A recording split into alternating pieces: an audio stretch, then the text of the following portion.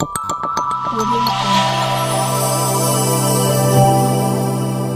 Jungle. ವಿಶೇಷ ಚೇತನರ ವಾರ್ತೆಗೆ ಸ್ವಾಗತ ಸ್ನೇಹಿತರೆ. ಈಗ ಒಂದು ಬ್ರೇಕಿಂಗ್ ನ್ಯೂಸ್ ಬರ್ತಾ ಇದೆ, ಅದನ್ನು ನಿಮಗೆ ತಿಳಿಸ್ತಾ ಹೋಗ್ತೀನಿ.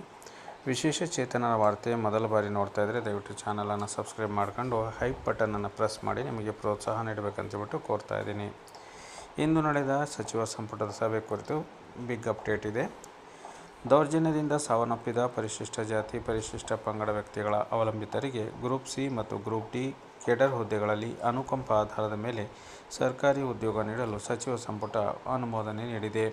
ವಿಜಯಪುರ ಗ್ರೀನ್ ಫೀಲ್ಡ್ ವಿಮಾನ ನಿಲ್ದಾಣ ಅಭಿವೃದ್ಧಿ ಕಾರ್ಯಗಳಿಗಾಗಿ 618.75 ಕೋಟಿ ರೂಪಾಯಿಗಳ ಪರಿಷ್ಕೃತ ಅಂದಾಜಿಗೆ ರಾಜ್ಯ ಸಚಿವ ಸಂಪುಟ ಒಪ್ಪಿಗೆ ನೀಡಿದೆ.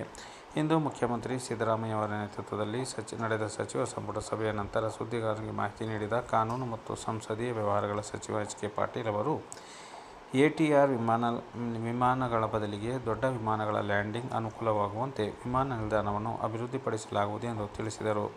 ಮೂಲತಃ ಅನುಮೋದಿಸಲಾದ ವೆಚ್ಚ 347.92 ಕೋಟಿ ರುಗಳಾಗಿದ್ದು, ಹೆಚ್ಚುವರಿ ಅಂದಾಜು ಮೊತ್ತ 270.8 ಕೋಟಿ ರುಗಳಾಗಿದೆ ಎಂದು ಅವರು ಈ ಸಂದರ್ಭದಲ್ಲಿ ತಿಳಿಸಿದರು.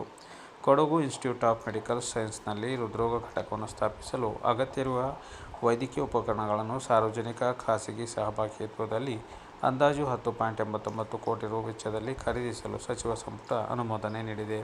ಬಳ್ಳಾರಿ, ವಿಜಯಪುರ, ಧಾರವಾಡ, ಶಿವಮೊಗ್ಗ, ಬೆಳಗಾವಿ, ಮೈಸೂರು, ಕಲಬುರಗಿ ಮತ್ತು ತುಮಕೂರು ಜಿಲ್ಲೆಗಳ ಕೇಂದ್ರ ಕಾರಾಗೃಹದಲ್ಲಿ ಅಂದಾಜು 16.75 ಕೋಟಿ ರು ವೆಚ್ಚದಲ್ಲಿ 10 ಎಕರೆ ನಿರ್ಬಂಧಿತ ವ್ಯವಸ್ಥೆ ಗೋಪುರಗಳನ್ನು ಸ್ಥಾಪಿಸಲು ಸಚಿವ ಸಂಪುಟ ಅನುಮೋದನೆ ನೀಡಿದೆ ಎಂದು ಪಾಟೀಲ್ ತಿಳಿಸಿದರು.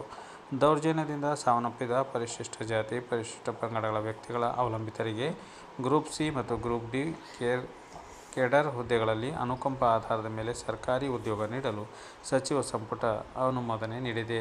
ಬಡ್ತಿ ಪಡೆಯಲು ಅಧಿಕಾರಿಗಳು, ಉದ್ಯೋಗಿಗಳಿಗೆ ತರಬೇತಿಯನ್ನು ಕಡ್ಡಾಯಗೊಳಿಸುವ ಬಗ್ಗೆ ಸಚಿವ ಸಂಪುಟ ಚರ್ಚಿಸಿದೆ. ಈ ನಿಟ್ಟಿನಲ್ಲಿ ಕರಡು ನಿಯಮಗಳನ್ನು ಸಿದ್ಧಪಡಿಸಲು ಮತ್ತು ಅಂತಿಮಗೊಳಿಸುವ ಮೊದಲು ಅಭಿಪ್ರಾಯವನ್ನು ಪಡೆಯಲು ನಿರ್ಧರಿಸಲಾಗಿದೆ ಎಂದು ತಿಳಿಸಿದರು. ದಾಸನಪುರ, ಕೋಲಾರ ಮತ್ತು ಮೈಸೂರು ಕೃಷಿ ಉತ್ಪನ್ನ ಮಾರುಕಟ್ಟೆ ಸಮಿತಿಗಳಲ್ಲಿ ಸಾರ್ವಜನಿಕವಾಗಿ ಖಾಸಗಿ ಸಹಭಾಗಿತ್ವದಲ್ಲಿ ತಲಾ 50 ಟಿಪಿಡಿ ಟನ್ಗಳ ಪ್ರತಿ ದಿನ ಜೈವಿಕ ಸಿವಿಜನ್ ಸ್ಥಾವರ ಸ್ಥಾಪಿಸಲು ಅನುಮೋದನೆ ನೀಡಲಾಗಿದೆ ಎಂದು ಇದೇ ಸಂದರ್ಭದಲ್ಲಿ ತಿಳಿಸಿದರು.